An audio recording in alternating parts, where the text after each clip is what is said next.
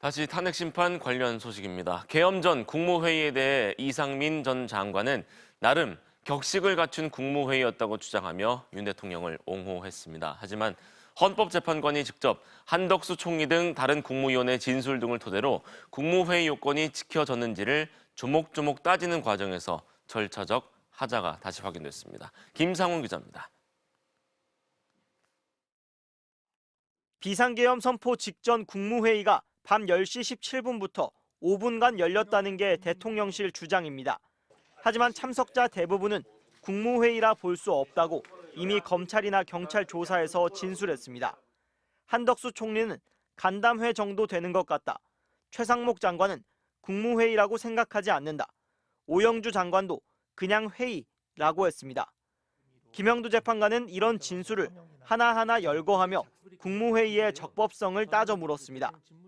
참석하시는 분들이 내가 지금 국무회의를 하고 있구나 이런 생각을 못 하셨던 것 같거든요. 근데 증인께서는 이게 지금 국무회의라고 생각을 하셨던 건가요? 그렇습니다. 이번 내란 사태의 핵심이라고 지목된 충암고 선후배인 충암파, 윤 대통령과 김용현, 이상민 이 세 사람만 한 목소리를 내고 있는 겁니다. 이번 국무회의처럼 실질적으로 국무위원들끼리 열띤 토론이나 의사전달이 있었던 것은 처음이었고요. 도대체 국무위원이 대통령실에 그러면 뭐 간담회 하러 오거나 뭐 놀러 왔다는 것은 말이 안 되는 얘기입니다. 그래서 이 전 장관은 비상계엄에 찬성이나 반대를 명확히 밝힌 국무위원도 없었다고 주장했습니다. 하지만 다른 국무위원들 증언은 전혀 다릅니다. 전부 다 반대하고 걱정하고 총리께서 말씀하셨듯이 저는 국무회의라고 생각하지 않습니다. 말도 안 된다, 막아야 됩니다라고 이야기를 했고요.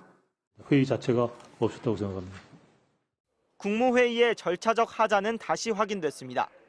국무회의 간사 역할을 하는 행안부 의정관이 참석하지 않았고 개회 선언도 없었고 안건도 제대로 배포되지 않았고 회의록도 작성되지 않았고 국무위원들이 서명하는 부서도 없었습니다.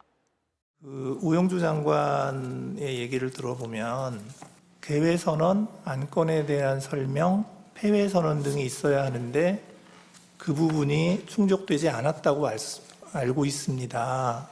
이렇게 얘기를 하거든요. 개회선언은 당연히 없었고요.